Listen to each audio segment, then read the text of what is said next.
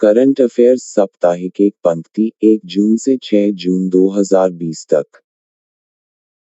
Rating agency Moody's investors service ने हाल ही में भारत की सॉवरेन राष्ट्रीय रेटिंग को बा2 से घटाकर जितना कर दिया है बा3। कुवैत में भारत का नया राजदूत हाल ही में जिसे नियुक्त किया गया, सिबी जॉर्ज।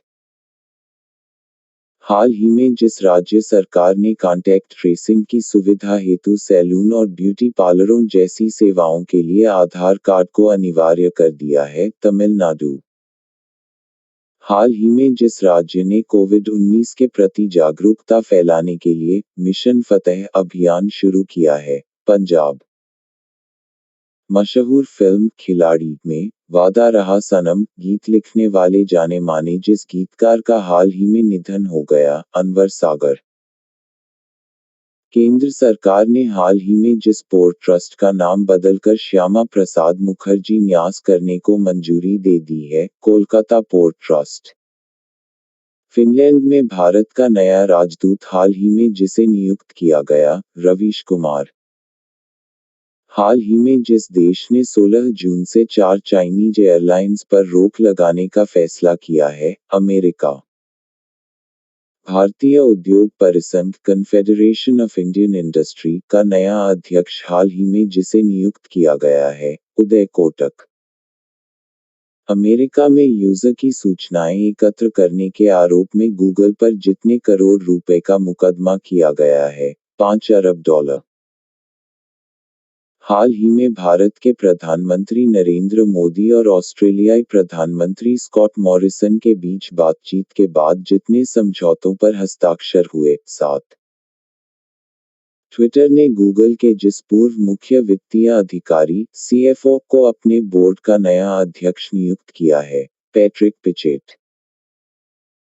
केंद्रीय मंत्रिमंडल ने पर्यावरण के क्षेत्र में सहयोग पर भारत और जिस देश के बीच समझौता ज्ञापन को हाल ही में मंजूरी दे दी, भूटान।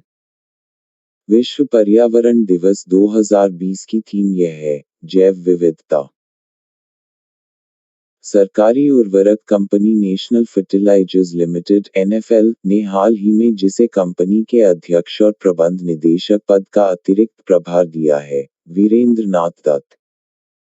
विश्व पर्यावरण दिवस जिस दिन मनाया जाता है, 5 जून। भारत ने अंतर्राष्ट्रीय वैक्सीन गठबंधन गावी को जितने मिलियन डॉलर की मदद का फैसला किया है, 15 मिलियन डॉलर। हाल ही में बॉलीवुड के जिस प्रसिद्ध निर्माता एवं निर्देशक का 93 वर्ष की आयु में निधन हो गया है, बासु चटर्जी। प्रधानमंत्री नरेंद्र मोदी के जिस निजी सचिव को वॉशिंगटन में विश्व बैंक के कार्यकारी निदेशक का वरिष्ठ सलाहकार नियुक्त किया गया है, राजीव टोपनो। केंद्र सरकार ने हाल ही में वीजा शर्तों के उल्लंघन मामले में 2550 विदेशी तबलीगी जमातियों को जितने वर्ष तक भारत में आने पर प्रतिबंध लगा दिया है, 10 साल। विश्व साइकिल दिवस जिस दिन मनाया जाता है, 3 जून। केंद्रीय मंत्रिमंडल ने हाल ही में जितने खरीफ फसलों के न्यूनतम समर्थन मूल्य में बढ़ोतरी को मंजूरी दे दी है, 14। केंद्र सरकार ने जल जीवन मिशन के तहत हाल ही में जिस राज्य को 1407 करोड़ रुपए आवंटित किए हैं, असम। केंद्र सरकार ने मोबाइल फोन उत्पादन में दुनिया का शीर्ष देश बनाने के साथ ही इलेक्ट्रॉनिक उत्पादों एवं उसके कलपुर्जों के उत्पादन को गति देने के उद्देश्य से करीब 50,000 करोड़ रुपए की लागत से जितने नई योजनाएं शुरू करने की घोषणा की है, 3। विश्व पाचन स्वास्थ्य दिवस वर्ल्ड डाइजेस्टिव हेल्थ डे जिस दिन मनाया जाता है, 29 मई।